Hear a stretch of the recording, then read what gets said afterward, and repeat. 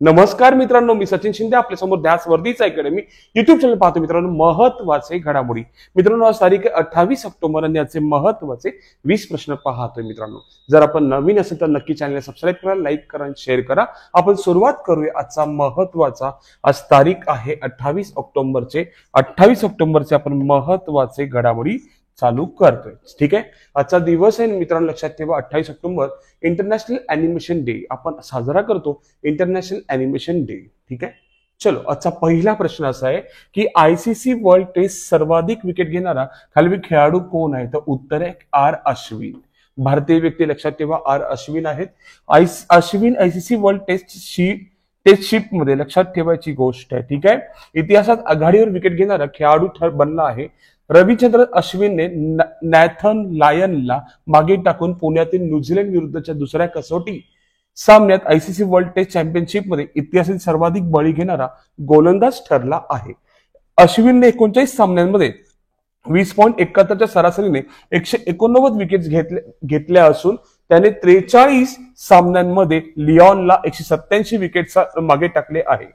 अश्विनने 104 सामन्यात टोटल, लक्षात ठेवायची गोष्ट आहे, 531 विकेटसह सर्वकालीन कसोटी क्रिकेटमध्ये लिओनला मागे टाकत जगात नंबर 1 झाला आहे आपले अश्विन, लक्षात ठेवा. ठीक आहे, पुढील प्रश्न, नेक्स्ट क्वेश्चन. मित्रांनो, कोणत्या भारतीय महिला हॉकी संघाची कर्णधार हिने निवृत्तीची घोषणा केली? लक्षात ठेवा, निवृत्तीची घोषणा करणारी व्यक्तिमत्व कोण? तर राणी रामपाल आहे. राणी रामपाल हे हॉकीशी संबंधित आहे. लक्षात ठेवा, ते कर्णधार होते महिला हॉकीमध्ये आणि त्यांनी आता निवृत्तीची घोषणा घेतलेली आहे. तर काय आहे, भारतीय महिला हॉकी संघाची माजी कर्णधार राणी रामपाल हिने निवृत्तीची घोषणा केली. भारतीय महिला हॉकी संघाची 29 वर्षीय माजी कर्णधार राणी रामपाल हिने 16व्या वर्षाच्या उल्लेखनीय कामगिरीचा म्हणजे 16 इयर्स तिने खेळले. लक्षात ठेवा, रामपाल संघाला टोकियो 21 मध्ये ऑलिम्पिक मध्ये 4थे स्थान मिळवून आतापर्यंत सर्वोत्तम कामगिरी पण नेली आहे महिलांमध्ये. मित्रांनो, तिने स्पोर्ट्स अथॉरिटी ऑफ इंडियामध्ये सहाय्यक प्रशिक्षक म्हणून काम केले आहे. तिला मिळालेला पुरस्कार पद्मश्री 2020चा, हॉकीसाठी मेजर ध्यानचंद खेलरत्न पुरस्कार 2020चा मिळाला. लक्षात असावं तिच्याबद्दल. ठीक आहे, तिसरा प्रश्न. मित्रांनो, 2024 नुसार सर्वात स्वच्छ कंटेनमेंट कोणते? तर उत्तर आहे महू. ठीक आहे, महू हे सर्वात स्वच्छ कंटेनमेंट जाहीर केले आहे. लक्षात ठेवा. आणि बाकीचे आपण पाहूया. स्वच्छ संरक्षण पुरस्कार 23 ची थीम काय? वेस्ट टू वेल्थ आहे. आणि 24 ची थीम काय? रिड्यूस है ना, रियूज रिसायकल. काय? Reduce reuse recycle. लक्षात ठेवा. ठीक आहे, सर्वात स्वच्छ राज्य पहिला आहे महाराष्ट्र, दुसरा आहे मध्य प्रदेश. लक्षात ठेवा. ठीक आहे, ओके. छत्तीसगड 3 नंबरला. सर्वात स्वच्छ शहर म्हटलं तर इंदोर मध्य प्रदेश. लक्षात ठेवा. सुरत गुजरात संयुक्तपणे आणि नवी मुंबई महाराष्ट्र. लक्षात असू दे. 1 लाखापेक्षा कमी लोकसंख्या असलेल्या शहरांमध्ये सासवड हे देशात पहिले, तर लोणावळा देशात 3ऱ्या स्थानावर आहे. म्हणजे महाराष्ट्राचे, लक्षात ठेवा, सासवड आणि लोणावळा सुद्धा स्वच्छतामध्ये नंबर देशात पहिले सासवड आणि लोणावळा 3ऱ्या क्रमांकावर आहे. इंदूरने सलग 7व्यांदा अव्वल स्थान पटकवले. लक्षात ठेवा, इंदूर दरवर्षी शहर जे गेल्या 7 वर्षापासून पहिलं स्थान पटकवतोय. आणि गंगेच्या काठावरील स्वच्छ शहर वाराणसी आहे. आणि सर्वात स्वच्छ कंटेनमेंट कुठलं आहे? महू. मग महू काय सांगता येईल? डॉक्टर बाबासाहेब आंबेडकरांचा जन्म 14 एप्रिल 1891 मध्ये महू मध्य प्रदेश येथे झाला. ठीक आहे, पुढील प्रश्न, नेक्स्ट क्वेश्चन. मित्रांनो, चौथा, भारत आणि जर्मनी प्रथम सागरी भागीदारी व्यायाम कोठे आयोजित केला आहे? मित्रांनो, प्रथम आहे, लक्षात ठेवा. ठीक आहे, तो हिंदी महासागरात घेतला गेला होता. काय सांगता येईल? भारत जर्मनी प्रथम सागरी भागीदारी व्यायाम आयोजित केला. भारतीय नौदलाच्या INS दिल्ली, जर्मन नौदलाचे फ्रिगेट बेडन उटेमबर्ग टँकर आणि फ्रँकफर्ट एम मेनसह हिंदी महासागरात त्याचा पहिला सागरी भागीदारी सराव केला. कोणी केला मित्रांनो? भारत आणि जर्मनीने. ठीक आहे, या सर्वात क्रॉस डेक फ्लाइंग, चालू भरपाई, सशस्त्र गोळीबार आणि नौदलाची अंतर कार्यक्षमता वाढवणारे समरिक युक्ती यांचा समावेश होता. आणि खासियत काय? MPX चे उद्दिष्ट भारत जर्मनी मधील सागरी संबंध मजबूत करणे हे त्यांचं टार्गेट आहे. लक्षात ठेवा, भारत जर्मनी प्रथम सागरी भागीदारी व्यायाम कुठे झाला? हिंदी महासागर झाला. हे सुद्धा माहिती असणं. बघा पुढील प्रश्न, की सिंपलचा प्रश्न, लक्षात ठेवा. ठीक आहे, ओके, आपण पाहूया. इंडियन इन्स्टिट्यूट ऑफ टेक्नॉलॉजीने लीडरशिप समिट 2024 कोठे आयोजित केली आहे? तर उत्तर आहे गुवाहाटीमध्ये आयोजित केलेली आहे. हे माहिती असणं आपल्याला आवश्यक आहे. ठीक आहे, पुढील प्रश्न मित्रांनो, नेक्स्ट क्वेश्चन आहे, भारत सिंगापूर दरम्यान सागरी द्विपक्षीय सराव सध्या कितवी आवृत्ती आहे? तर उत्तर आहे 31वी आवृत्ती आहे. कितवी? 31वी आवृत्ती आहे. पुढील प्रश्न, भारतीय संस्कृती संबंध परिषदेने कोणत्या ठिकाणी बौद्ध भिक्षू आणि विद्वानांची एक परिषद आयोजित केली होती? तर उत्तर आहे कोलंबो मध्ये. लक्षात ठेवा, भारतीय संस्कृती संबंध परिषदेने ही आयोजित केली होती, हे माहिती असणं आपल्याला आवश्यक आहे. भारतीय सांस्कृतिक संबंध परिषद कोलंबो मध्ये बौद्ध भिक्षू आणि विद्वानांची एक परिषद आयोजित केली होती, ज्या योगे भारतातील पालीच्या अभिजित भाषेच्या दर्जाचे समर्थन केले जाते.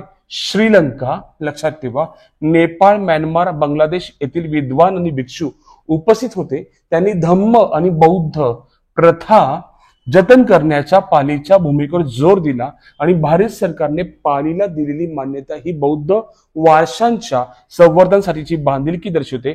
ICCR ही भारताच्या परराष्ट्र मंत्रालयाच्या अंतर्गत असलेली एक स्वायत्त संस्था आहे, हे सुद्धा माहिती असणं आवश्यक, म्हणजे परराष्ट्र मंत्रालयाच्या अंतर्गत आहे. पुढे नेक्स्ट क्वेश्चन, PMYASAVI कोणत्या मंत्रालया अंतर्गत हा कार्यक्रम येतो आहे? तर उत्तर आहे सामाजिक न्याय आणि सक्षमीकरण मंत्रालयाच्या अंतर्गत येतो. काय आहे तर PM, लक्षात ठेवा, PM यंग अचिव्हर्स, फुल नेम काय? PM young achievers scholarship award scheme for vibrant India. लक्षात ठेवा, फुल नेम आहे, लक्षात ठेवा, सामाजिक न्याय आणि सक्षमीकरण मंत्रालयाच्या अंतर्गत येतो. त्यांचा उद्देश काय मित्रांनो, की इतर मागासवर्ग म्हणजे OBC, आर्थिकदृष्ट्या मागास EBC मधील विद्यार्थ्यांना आर्थिक व शैक्षणिक सहाय्य प्रदान करणे, हे त्याचा मागचा उद्देश आहे. लक्षात ठेवा, हा कार्यक्रम होणार आहे OBC आणि EBC विद्यार्थ्यांना आर्थिक आणि त्यांना शैक्षणिकसाठी मदत करणं. ठीक आहे. पुढील प्रश्न, नेक्स्ट क्वेश्चन मित्रांनो, रोहिणी गोडबोले नुकतेच निधन झाले असून ते कोणत्या क्षेत्राशी संबंधित आहे? भौतिकशास्त्र, विज्ञान आणि वकील या तिघांशी ते संबंधित आहे. म्हणजे उत्तर काय येणार? वरील सर्व. रोहिणी गोडबोले हे अग्रगण्य भौतिकशास्त्रज्ञ, विद्वान, क्षेत्रातील महिलांच्या वकिलीचे 71 वर्षी निधन झाले. लक्षात ठेवा. ठीक आहे. हा पद्मश्री पुरस्कार प्राप्त ती 25 वर्षे ICS बेंगळुरूच्या सेंटर फॉर हाय एनर्जी फिजिक्सशी संलग्न होते. नंतर IIT बॉम्बेची माजी विद्यार्थी 1979 मध्ये स्टोनी ब्रुक विद्यापीठातून PhD मिळवली त्यांनी, आणि तिने महिलांसाठी समान संधीसाठी वकिली केली. अनेकदा विज्ञानातील महिलांना पाठिंबा देणाऱ्या पॅनलमध्ये तिने भाग सुद्धा घेतला आणि त्या लोकांना मदत करण्याचं काम केलंय. पुढे नेक्स्ट क्वेश्चन मित्रांनो, लक्षात ठेवा, बंगळुरूच्या उपनगरी रेल्वे डेव्हलपमेंटसाठी कोणती बँक कर्जासह निधी देत आहे? मित्रांनो, हा एक पॉईंट खूप महत्वाचा आहे. लक्षात ठेवा की बंगळुरूच्या उपनगरी रेल्वे डेव्हलपमेंटसाठी कोणती बँक कर्जासह निधी देत आहे असा प्रश्न विचारला तर उत्तर आहे युरोपियन इन्व्हेस्टमेंट बँक कर्ज देत आहे. युरोपियन इन्व्हेस्टमेंट बँक कर्ज देत आहे हे आपल्याला माहिती असणं आवश्यक आहे. लक्षात ठेवा. ठीक आहे. युरोपियन इन्व्हेस्टमेंट बँक बंगळुरूच्या उपनगरी रेल्वेला 2800 कोटी रुपयाचा कर्जसह निधी देईल. हे सगळ्यात पहिला पॉईंट महत्वाचा आहे. गांधीनगर येथील अर्बन है ना मोबिलिटी इंडिया परिषदेत EIB VP निकोला बियर आणि कर्नाटक रेल्वे संचालक अवधेश मेहता यांनी ही घोषणा केली. लक्षात ठेवा. म्हणजे लक्षात ठेवा, युरोपियन इन्व्हेस्टमेंट बँकेचे VP निकोला बियर आणि कोण मित्रांनो, कर्नाटक रेल्वेचे संचालक अवधेश मेहता यांनी ही घोषणा केली. 5 वर्षात वितरणाची नियोजन आहे. भारत हा युरोप बाहेरील सर्वात मोठा है ना युरोपियन बँकचा वाहतूक व वित्तपुरवठा प्राप्त करता आहे. म्हणजे जगात सर्वात मोठा, लक्षात ठेवायची गोष्ट, वाहतुकीसाठी कर्ज घेणारा भारत हा सर्वात मोठा देश आहे. लक्षात ठेवा. ठीक आहे. European investment bank. ठीक आहे. पुढचा प्रश्न मित्रांनो है ना, सखारोह पुरस्कार खाली कोणास मिळाला आहे? तर उत्तर आहे मारिया कोरिना आणि एडमंडो गोन्झालेज, म्हणजे वरील दोघांना हा पुरस्कार मिळाला आहे. युरोपियन संसदेने व्हेनेझुएलाच्या विरोधी नेत्या मारिया कोरिना आणि मचाडो आणि एडमंडो, लक्षात ठेवा, यांना विचार स्वातंत्र्याचा वार्षिक सखारोह पुरस्कार मिळाला आहे. स्वातंत्र्य आणि लोकशाही पुनर्संचयित करण्याच्या लढ्यात व्हेनेझुएलाच्या लोकांचे प्रतिनिधित्व केल्याबद्दल हा पुरस्कार त्यांना दिला गेला आहे. मानवी हक्क, विचार स्वातंत्र्याचे रक्षण करण्यासाठी आपले जीवन समर्पित करणाऱ्या व्यक्ती किंवा गटांसाठी सन्माननीय पुरस्कार आहे. रशियन शास्त्रज्ञ आणि असंतुष्ट अंद्रेई सखारोव यांच्या नावावरून हा पारितोषिक द्यायला सुरू झालं आणि डिसेंबर 88 मध्ये याची सुरुवात झाली. हे सुद्धा माहिती असणं आपल्याला आवश्यक आहे.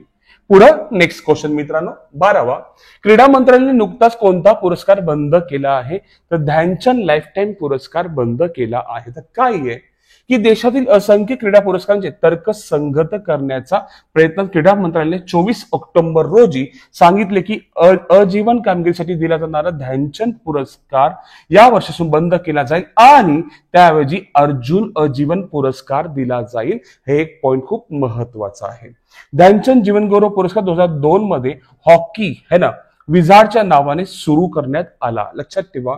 आणि मेजर ध्यानचंद ऑलिम्पिक खेळ, पॅराऑलिम्पिक खेळ, आशियाई स्पर्धेत सहभागी झालेल्या व्यक्तींना हा पुरस्कार दिला जातो.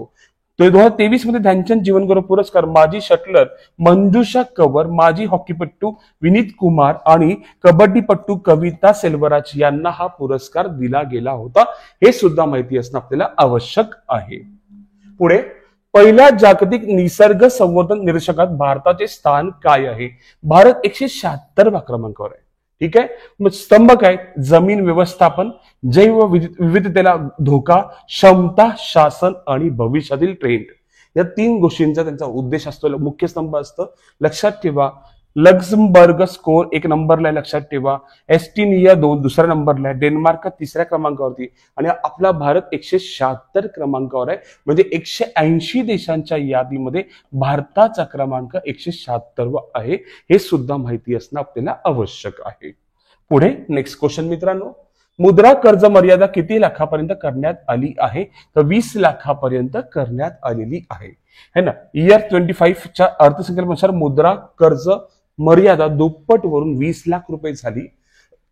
केंद्रीय अर्थसंकल्प 24-25 मध्ये प्रधानमंत्री मुद्रा योजना अंतर्गत मुद्रा कर्ज मर्यादा 10 लाखावरून 20 लाख रुपये करण्यात आली आहे.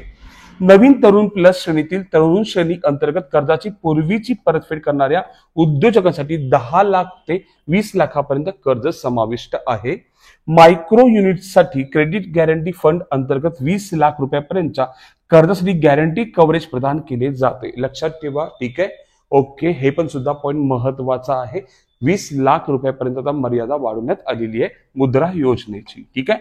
पुढील प्रश्न 15वा, हनुमान एआय ने कोणते भारताचे पहिले पायाभूत एआय लॉन्च केले आहे? तर एव्हरेस्ट 1.0. काय? एव्हरेस्ट 1.0 लक्षात ठेवा, लॉन्च केले आहे. हनुमान एआय ने एव्हरेस्ट 1.0 भारताचे पहिले पायाभूत एआय मॉडेल लॉन्च केले. मुंबईतील, लक्षात ठेवा, NVIDIA जनरेशन एआय समिट मध्ये हनुमान एआय ने एव्हरेस्ट 1.0 लॉन्च केले. भारतातील पहिले बहुभाषिक आणि बहुमॉडेल एआय मॉडेल आहे जे आपल्याला बहुभाषीय भारतीय साठी एव्हरेस्ट 1.0 हे लॉन्च केले हनुमान एआय ने. ठीक आहे. 35 भाषांना समर्थन देते. 90 भाषांपर्यंत विस्तारित करण्याचा योजनेसह मजकूर, प्रतिमा, कोड, व्हॉइस जनरेशन यासारखी कार्य हाताळतो. एआय प्लॅटफॉर्म वापरकर्त्यांना एआय एजंट, सानुकूल मॉडेल्स तैनात करण्यासाठी डेटा सार्वभौमत्व आणि BFSIच्या संरक्षण क्षेत्रासाठी सुरक्षा वाढवण्याचे समर्थन देतो. म्हणजे याचा अर्थ काय? लक्षात ठेवा की पहिले पायाभूत एआय लॉन्च एव्हरेस्ट 1.0 लॉन्च केले. कोणी केले? हनुमान एआय ने. हे पण पॉइंट खूप महत्वाचा आहे. पुढे नेक्स्ट क्वेश्चन 16वा, जो 28चा टप्पा पार करणारा दुसरा भारतीय ग्रँड मास्टर ठरलाय जो बुद्धिपाद एलो रेटिंग मार्क मिळवला आहे. ठीक आहे. एलो रेटिंग मार्क मिळवला कोण आहे मित्रांनो? अर्जुन एरिगेसी. लक्षात ठेवा, हे मूळचे तेलंगणाचे, त्यांना हा 28 रेटिंग पूर्ण करण्याचं काम त्यांना मिळालेलं आहे. ठीक आहे. पुढील प्रश्न मित्रांनो. ठीक आहे. अलीकडे केंद्र सरकारने कोणत्या वयोगटावरील ज्येष्ठ नागरिकांसाठी अतिरिक्त पेन्शन सुरू केली? तर 80 वर्षावरील. लक्षात ठेवा. ठीक आहे. पुढचा प्रश्न ही नुकतीच वर्ल्ड स्टील असोसिएशनच्या अध्यक्षपदी कोणाची निवड झाली आहे? तर टीव्ही नरेंद्रन यांची निवड झाली आहे. पुढील प्रश्न की नुकतीच आशियाई क्लीन एनर्जी समिट 2024 कोठे आयोजित करण्यात आली होती? तर उत्तर आहे सिंगापूरमध्ये आयोजित करण्यात आली होती. आणि तुमचा आवडता प्रश्न, आजचा प्रश्न की SHRM HR उत्कृष्टता पुरस्कार खाली कोणत्या कंपनीला मिळाला आहे? ऑप्शन आहे गेल, मेल, सेल, रेल. आपल्याला उत्तर द्यायचं की ह्याचं उत्तर काय असणार आहे. ठीक आहे. आणि मित्र हो, आपण सर्वचे सर्व प्रश्न महत्वाचे घेतो. ते प्रत्येक प्रश्न आपल्याला ताकदीचा आणि अभ्यासाचा असतो. ठीक आहे. आज आपण इथेच थांबूया. उद्या आपण याच टाइमला याच वेळ भेटू मित्रांनो. धन्यवाद. थँक्यू मित्रांनो.